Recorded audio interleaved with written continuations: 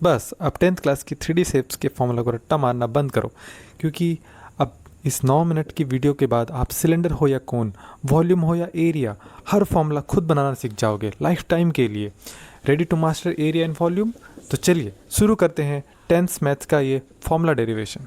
तो आज हम पढ़ने वाले हैं 3D फिगर्स के बारे में कि 3D फिगर्स क्या होता है। जैसे कि हम जानते हैं 3D फिगर्स ऐसे फिगर्स होते हैं जिनके डायमेंशंस 3 होते हैं। क्या क्या होते हैं?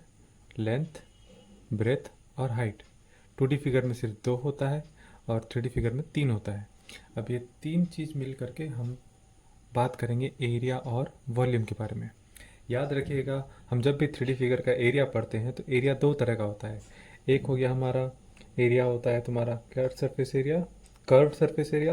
दूसरा होता है total surface area. Curve surface area को हम लोग लैटरल सरफेस एरिया भी बोलते हैं। क्या बोलते हैं? लैटरल। ठीक है, तो याद रखिएगा।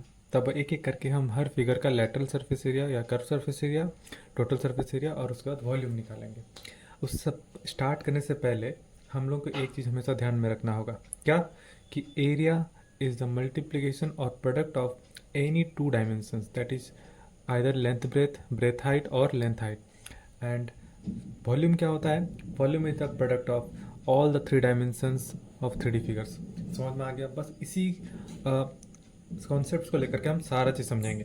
आप लोगों को सब चीज़ याद करने की जरूरत नहीं, कुछ कुछ याद करना पड़ेगा जिसको समझना थोड़ा मुश्किल है, लेकिन जो जो आसान है मैं उसको समझा दूंगा। चलिए स्टार्ट करते हैं। तो हम एरिया के बारे में बात करते हैं। अब कर्व सरफेस एरिया क्या होता है? कोई भी फिगर का कर्व सरफेस एरिया निकालना हो तो हमें उसका फिगर का टॉप और बॉटम पार्ट को हटा देने पर जो भी पार्ट बचता है या फिर जो भी फेसेस बचते हैं उनका एरिया को निकालने को हम लोग कर्व सरफेस एरिया कहते हैं। टोटल सरफेस एरिया में सारे फेसेस को मिला करके जो एरिया निकलता है उसे टोटल सरफेस एरिया कहते हैं। ये याद रखेंगे, तो उसी आधार पर हम लोग आगे बढ़ेंगे। तो स्टार्ट करते हैं क्यूब से।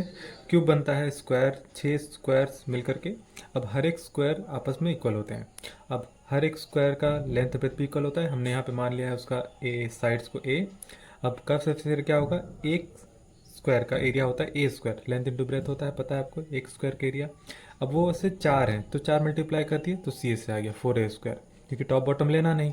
अब टोटल सरफेस एरिया में क्या है? सभी को लेना होगा, तो 6 सरफेस के लिए एक एक स्क्वायर का एरिया हो गया ए स्क्वायर, 6 ए स्क्वायर हो गया। वॉल्यूम में क्या पड़ा था? कि product of all the length breadth and height, all dimensions. तो ए तीनों ही सेम है, ये क्यूब हो गया। ये हो गया हमारा। नेक्स्ट आता है क्यूबॉइड।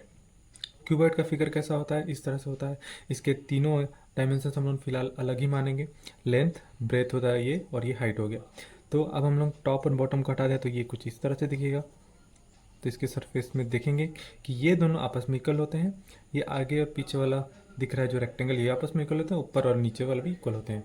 ठीक है, तो उसी हिसाब से सी से जो निकलेगा वो ये वाला और ये वाला, इनको हमको लेना है। तो ये आपस में 2 हैं, इनका बनता कैसे है? ये एक रेक्टेंगल कैसे बनेगा? इसका एरिया आएगा लेंथ और ये ब्रेथ में आएगा एच, तो एल इंटू एच बनेगा इसका।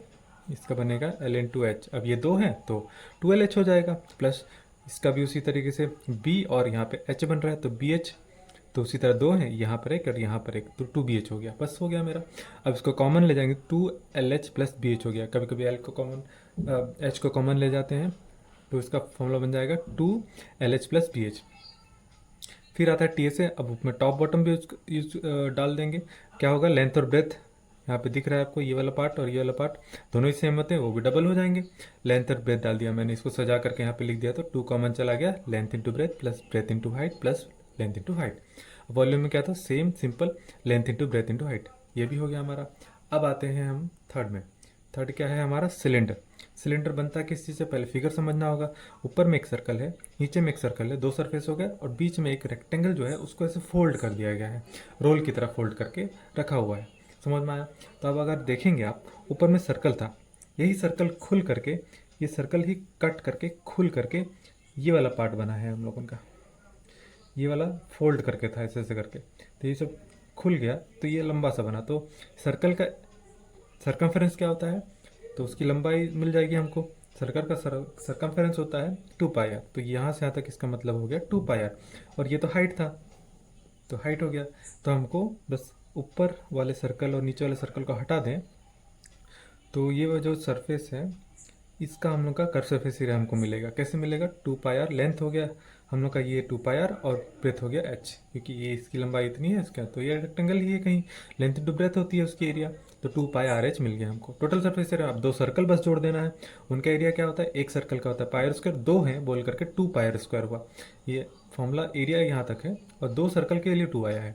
अब ये तो कर्व सरफेस एरिया में पहले से हमको पता था और इसमें हमने सर्कल्स का एरिया जोड़ दिया, तो इसमें से कॉमन क्या जा रहा है? 2 पाई और आर कॉमन जा रहा है, चला गया यहाँ, इसमें से आर एक बच गया है, इसमें से बचा एच, तो बन गया मेरा formula 2 pi r into r plus h, ये हो गया। अब वॉल्यूम की बारी है। अब वॉल्यूम में क्या करना होता है? हमको तीनों डायमेंशन को मल्टीप्लाई करना होता है। तो आप अगर ध्यान से देखेंगे तो सर्कल में ऑलरेडी 2 डायमेंशन आ चुके हैं, बस इसमें हाइट नहीं है, इसलिए हम सर्कल का एरिया में अब बस एच को मल्टीप्लाई कर देंगे। इसमें लेंथ और ब्रेथ आ चुका है, ठीक है। अब इसमें हाइट की कमी थी, बस हाइट मल्टीप्लाई कर दिया तो ये बन गया हमारा वॉल्यूम πr²h। अब हम आते हैं कोन में। कोन क्या होता है? इससे थोड़ा अलग होता है, इसमें एक एक्स्ट्रा डायमेंशन आता है, अलग डायमेंशन आता है। क्या आता है? हाइट हो गया, आर हो गया यहाँ पर, और ये एक स्लैंटिंग हाइट, इसको क्या बोलते हैं? Slant height. स्लैंट हाइट निकालेंगे कैसे? हम लोग पाइथागोरस थ्योरम लगा करके निकालेंगे। यहाँ पर दिख रहा है, ये हो गया हम लोग का फॉर्मूला L = √h² r² होता है। समझ में आ गया? अब इसका सी से क्या होगा?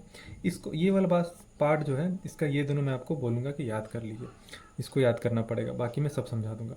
πr/l होता है, मतलब πr में बस एक l मल्टीप्लाई करना है, और टोटल सरफेस एरिया में कुछ नहीं, सेम है इसकी तरह, πr में l+r होता है, ठीक है। इसको आप याद कर लीजिए, ये कहीं ना कहीं थोड़ा थोड़ा सिमिलर होता है, इसलिए हमने इसे सिलेंडर का छोटा भाई कहते हैं। क्यों? इसका रीज़न भी है, क्योंकि अगर हम इसको पूरा सिलेंडर अगर बनाए, यहाँ पर ध्यान से देखिएगा, ठीक है, तो ये देखा गया कि सिलेंडर का जो वॉल्यूम है, मतलब देखिए यहाँ पे उतना ही हार्ट है, ये सिलेंडर बनाया गया है, इसका हाइट कोन के हाइट की बराबर है और इसका रेडियस भी कोन के रेडियस के बराबर है। तो देखा गया कि जब वॉल्यूम कैलकुलेट किया गया तो सिलेंडर का 1/3 होता है, 1/3 होता है कोन, इसलिए इसका जो भी वॉल्यूम होता है इसी का 1/3 कर देने से, 1/3 मल्टीप्लाई मतलब हो गया 1/3 कर देने से कोन का वॉल्यूम निकल जाता है, दैट इज 1/3 πr²h। कहाँ से आया? यहाँ से आया। अब समझ में आया आप लोगों को? अब नेक्स्ट हम लोग जाते हैं स्पेयर में। स्पेयर क्या है? एक बॉल की तरह है। अब बॉल में बस एक ही डायमेंशन होता है आर। अब एक चीज़ याद रखिएगा मेरा बात, 1 स्पेयर इक्वल्स टू 4 सर्कल्स। एक स्पेयर का एरिया जो है वो 4 सर्कल के एरिया के बराबर होता है, इस चीज़ को याद रखिएगा, ठीक है। तो हम लोग सीधी बात, इसका एरिया क्या होगा? तो कर्व सरफेस एरिया तो होगा नहीं, क्योंकि इसका टॉप बॉटम है नहीं, एक ही सरफेस है पूरा बॉल, तो टोटल सरफेस एरिया ही होता है, वो क्या हो गया? 4 टाइम्स πr²। एक सर्कल का एरिया πr² होता है, 4 गुना हो गया तो 4 टाइम्स हम लोग का आ गया 4 πr², इसका फॉर्मूला आ गया। अब इसका वॉल्यूम जो होता है वो भी आपको याद करना पड़ेगा, ये एक याद करना पड़ेगा आपको, क्या होता है? 4/3 πr³ होता है, बस इसको याद कर लीजिए, है ना। अब हेमिस्फीयर में आते हैं हम लोगों। हेमिस्फीयर क्या होता है? इसी को जब स्फीयर को बीच से काट दिया जाए, डायमीटर से काट दिया जाए, तब उसे हम लोग हेमिस्फीयर कहते हैं। अब इसका टी से क्या होगा? यहाँ के सी से टॉप तो आ गया, टॉप ये वाला पार्ट आ जाएगा, टॉप के नाम से आएगा, तो टॉप को हटा अगर हम लोग पूरा लेंगे तो यहाँ पे कितने सर्फेस आ गए? यहाँ पे नीचे वाला पार्ट में 2 सर्कल आ गए और ऊपर में और एक एक्स्ट्रा सर्कल आ गया, इसलिए 2 सर्कल के लिए हम लोगों ने ये दिया, ये सरफेस के लिए, और एक सर्कल ऊपर में एक आया कटने की वजह से, इसलिए टोटल हो गया 3 πr², इसका टोटल सरफेस एरिया। अब कर्व सरफेस एरिया जब निकालेंगे क्या होगा? ऊपर वाले सरफेस को हटा देंगे तो बस 2 ही सरफेस बचे, क्योंकि टोटल तो 4 सर्कल से मिलकर बनता था, ये तो आधा है, तो 2 सर्कल होंगे, 2 सर्कल के 2 πr² हुआ उसका एरिया। सरकमफ्रेंस नहीं ले रहे हैं, ठीक है, ये 2 आ रहा है, 2 सर्कल के लिए आ रहा है। वॉल्यूम क्या होगा? इसका तो आधा होगा, तो 4/3 πr³ का बाई 2 करने से ये क्या होगा? 2 से कट जाएगा, तो 2/3 πr³ होगा। इसी तरह हम लोग का ख़त्म होता है 3D फिगर्स का एरिया और volume. I hope you enjoyed the video, so please give a like, subscribe and share this video with your friends, क्योंकि ये मैट्रिक में बहुत ही आसानी तरीके से बनने वाला क्वेश्चंस भी कभी कभी फार्मूला भूलने की वजह से हम लोग नहीं कर पाते हैं या फिर गलती हो जाता है। चलिए बाय।